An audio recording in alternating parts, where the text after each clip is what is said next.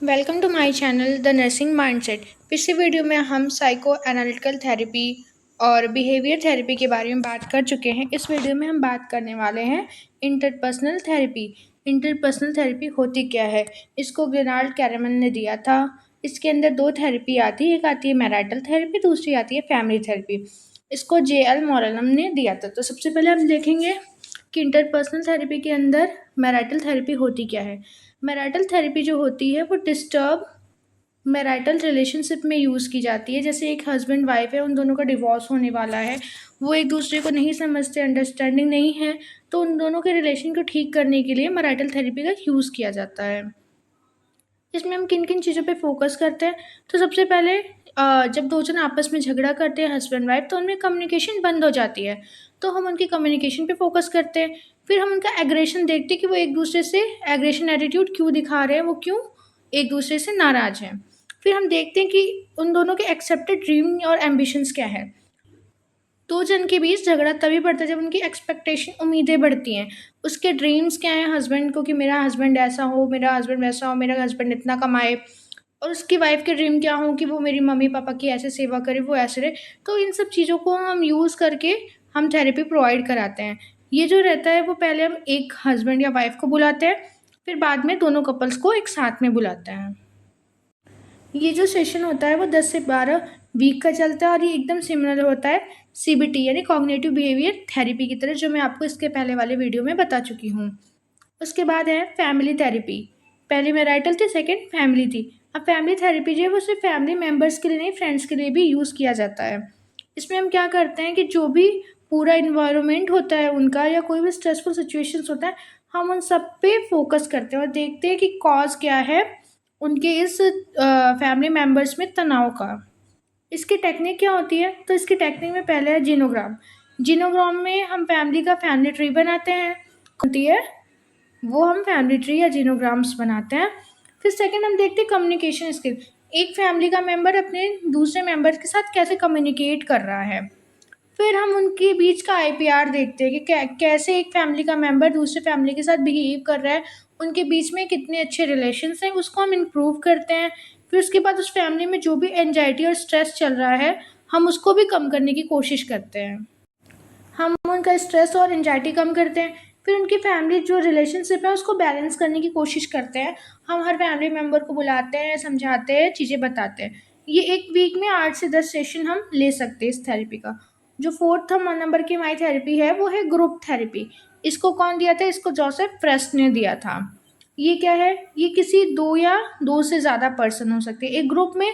कोई एक पर्सन का तो कोई ग्रुप नहीं होता। जब भी ग्रुप बनता है उसमें एक या एक से ज़्यादा लोग होते हैं। तो ये जो थेरेपी होगी वो 2 जन से ज़्यादा को दी जाती है। इसमें कितने टाइप्स होते हैं? तो इसमें पहला जो इसका टाइप है वो है ट्रेडिशनल ग्रुप। इसमें हम क्या करते हैं, कोई भी रोल प्ले करते हैं, किसी को फिल्म दिखाते हैं, या कोई भी साइको ड्रामा करते हैं, सिंगिंग, डांसिंग, होमोजीनियस और हेट्रोजीनियस ग्रुप बनाते हैं। जैसे अगर हमें किसी चीज़ को हम किसी मेंटल पेशेंट को कुछ समझाना चाहते हैं, तो उसको हम किसी फिल्म या साइको ड्रामा या रोल प्ले के थ्रू समझा सकते हैं।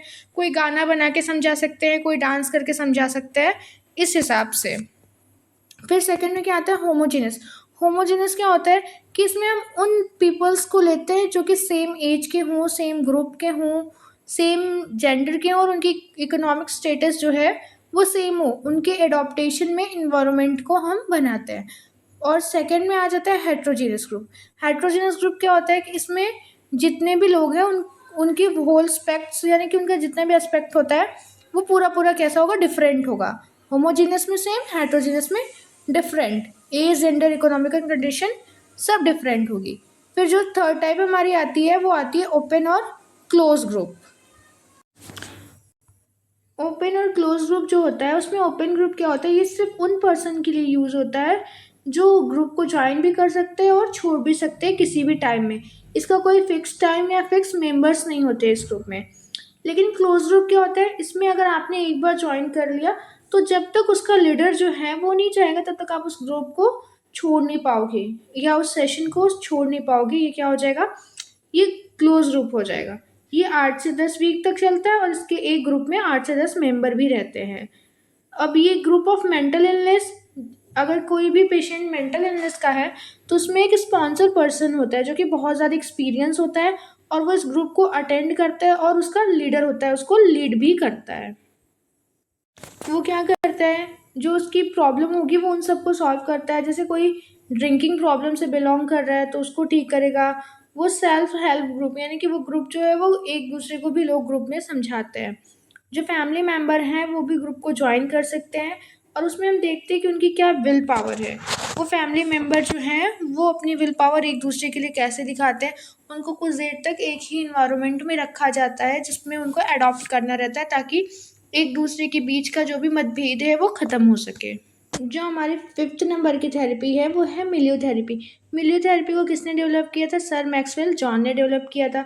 ये 1953 में आई थी। इसमें क्या होता है कि अगर कोई माल अडेप्टिव पैटर्न का बिहेवियर करता है कोई पेशेंट तो उसको हम सबसे पहले फैमिली इन्वायरमेंट देते हैं और मतलब उसको ऐसे अलग सा फील नहीं कराएंगे, उसको एकदम फैमिलियर फील कराएंगे।